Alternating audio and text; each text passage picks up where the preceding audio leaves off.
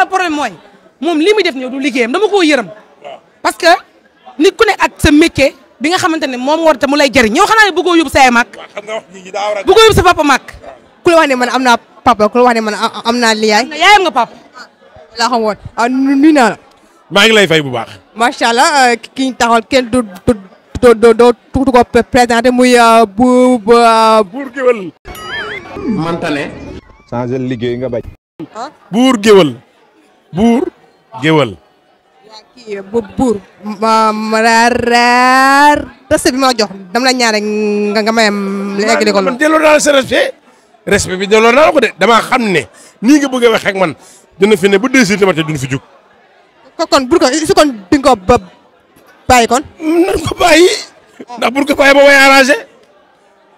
benn moo rek laa lay may waxal li nga bëgg a wax non